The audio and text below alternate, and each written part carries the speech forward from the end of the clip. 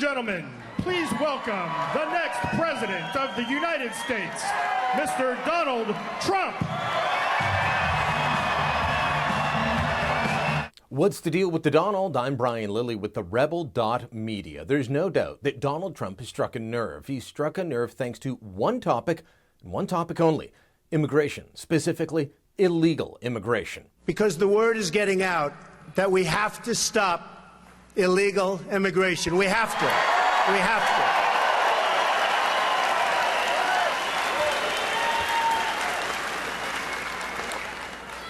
to. We have a situation that's absolutely out of control. We have incompetent politicians, not only the president. Trump has been getting blasted for weeks over his comments. He's been denounced. He's lost business opportunities. The corporate set no longer want to be seen with him.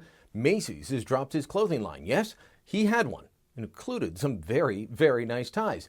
But despite all of this blowback from official America, his popularity is going up. He's been rising in the polls. The event on the weekend in Arizona was initially going to be a few hundred people. Respectable for any politician to be able to draw that many on a beautiful hot summer day. Instead, he drew thousands, and he had to turn people away. So why is this happening? Trump is not a skilled politician. He rambles when he speaks. He repeats himself. Well, it's happening because while many in the media and corporate America are horrified by Trump's statements on illegal immigration, including that there are murderers and rapists entering the United States from Mexico, that Mexico is not exporting its best and brightest when they cross the Rio Grande or hop the fence. Well, while the media and corporate elites are horrified by those statements, many regular Americans are not alone in saying, yeah, that's true. People like Jamil Shaw Sr., whose son, Jamil Shaw Jr., was killed by a Latino gang member, a man just out of jail on a mission to shoot someone to show he was still gang material. But the man should have been deported. He was in the country illegally. Here's Shaw speaking with Neil Cavuto on Fox News about why he is supporting Trump. People are tired. We need somebody to come in there and at least try. That's what Donald Trump is doing. He's trying, and people, you know, it doesn't matter if you agree with everything he's doing. You know, by him doing what he's doing now, that gives you a reason to trust him and to say, you know what, I'm going to let you lead the way. You know, I'm going to be with you because what you're doing takes a lot. Nobody else is doing it.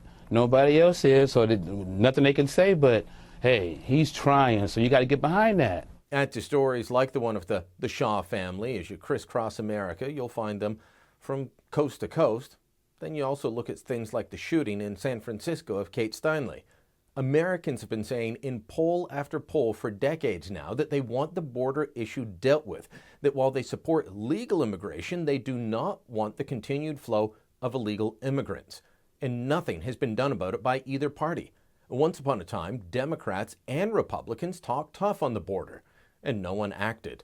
It came to the point that essentially you were getting Republicans talking tough on the border, not Democrats, and still no one acted.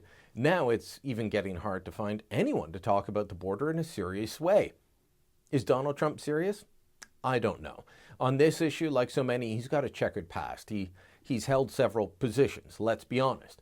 But that won't matter to his supporters. It won't matter to many that he isn't a conservative of any sort, not when you look at his track record. What will matter to them is he is speaking plainly about an issue that they care about deeply, an issue that everyone else wants them to shut up about. Well, watching this, I'm reminded of Britain's Nigel Farage. He was leader of the UKIP, the UK Independence Party. He didn't win his seat in the most recent British elections, but he did force the other parties to admit that Britain too has an immigration problem, that the system isn't working and something must be done.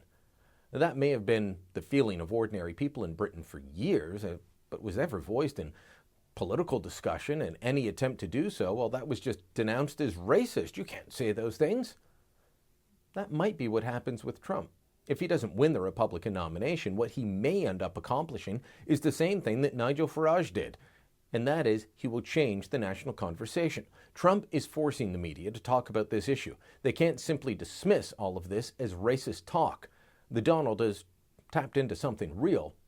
Those in the mainstream media would be wise to follow suit.